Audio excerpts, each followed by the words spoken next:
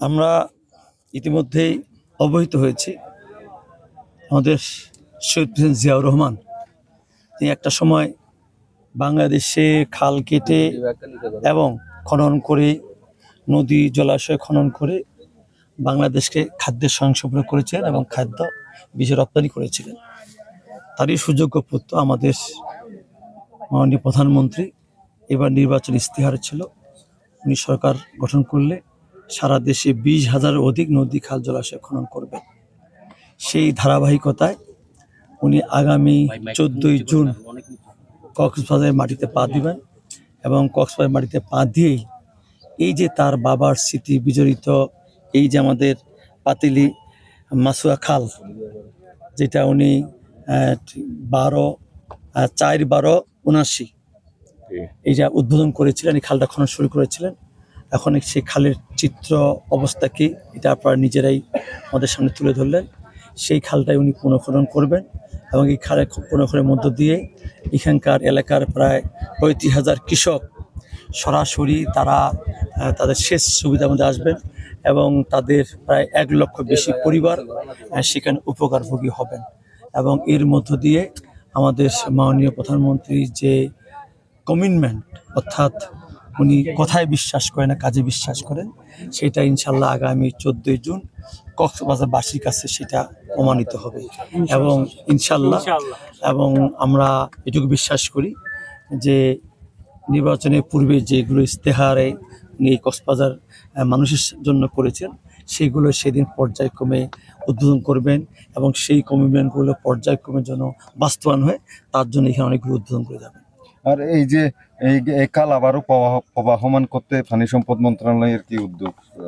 পানি সম্পদ মন্ত্রণালয় তো আমরা উদ্যোগ নিয়েছি বলেই তো মাননীয় প্রধানমন্ত্রীর নির্দেশে আজকে আমি আমার পানি সম্পদ মন্ত্রণালয়ের সচিব সহ আমাদের এখানকার স্থানীয় এমপি আমাদের লুৎফর কাজল ভাই সহ এখানে প্রশাসনিক কর্মকর্তা, আমার পানি সম্পদ মন্ত্রণালয়ের এই চিটাগাং চিফ ইঞ্জিনিয়ার, এখানকার এসসি, এখানে একজুড়ি ইঞ্জিনিয়ার সহ আমরা সবাই এখানে আসলাম। এখানকার অত্র এলাকার জনসাধারণ আছেন এবং বিশেষ করে শহীদ প্রেসিডেন্ট জিয়াউর রহমানের সময় যারা খাল কেটেছেন সেই 2 জন ভদ্রলোককে আমরা এখানে পেয়েছি যারা সেই সময় তারা খাল কেটেছেন। কাজেই তাদের কাছ থেকেও আমরা তাদের সেই সময়ের আবেগ অনুভূতির কথা শুনেছি এবং এই যে খেজুর গাছ, এই খেজুর গাছের পাশেই কিন্তু জিয়াউর রহমান বসেছিলেন, যার ছবি সারা বাংলাদেশে সারা পৃথিবীতে ছড়িয়ে আছে। কাজেই আমরা পানি সম্পদ মন্ত্রণালয় আমরাও সৌভাগ্যবান যে আমরা মাননীয় বিশেষ করে বিগত শহীদ প্রেসিডেন্ট জিয়াউর রহমান যে খালটি খনন করেছিলেন, যেখানে দাঁড়িয়ে খনন করেছেন, তার সুযোগ্য পুত্র বর্তমান প্রধানমন্ত্রীকে আমরা সেই জায়গায় আনতে পারছি এবং আমাদের পানি সম্পদ মন্ত্রণালয় যে খাল, সেই খালটি আমরা খননের মধ্য দিয়ে এই অত্র এলাকার মানুষের দুর্দশা, দুর্দিন এবং তাদের শেষ সেবার ক্ষেত্রে যে জটিলতা, যে সমস্যাগুলো পড়তো, ইনশাল্লাহ সেটা এখানে একবারে দূরীকরণ হবে এবং তারা সেভাবে শেষ সুবিধার মধ্য দিয়ে এই অত্র এলাকায় এই খাদ্যে আরও তাদের যে ফসল সেগুলো দ্বিগুণ হবে এবং যার মধ্যে অত্র এলাকা খাদ্যে স্বয়ংসম্পূর্ণ হবে। এবং এর মধ্য দিয়েই এই খালটা যখন আমরা খনন করব, শুধু আমরা ড্রেজার মেশিন দিয়ে নয়, এখানে আমরা চেষ্টা করব শতকরা 50% আমাদের অত্র এলাকার জন্য, বিশেষ করে দিনমজুর, ক্ষেতমজুর, নারী পুরুষকে দিয়ে আমরা এখানে কোদাল টুকরি দিয়ে খালটা খনন করার, কারণ এর মধ্য দিয়ে আমরা যদি ড্রেজার দিয়ে খালটা খনন করি সেখানে ড্রেজারের মালিক একাই হয়তো সেখানে লাভবান হবেন, কিন্তু আমরা যদি এই খাল খননের সঙ্গে যদি আমরা 5,000 এখানে সাধারণ শ্রমিককে বা নারী পুরুষকে এখানে আমরা সম্পৃক্ত করি, তাহলে কিন্তু এই 5,000 এই যে খালটা খননের ক্ষেত্রে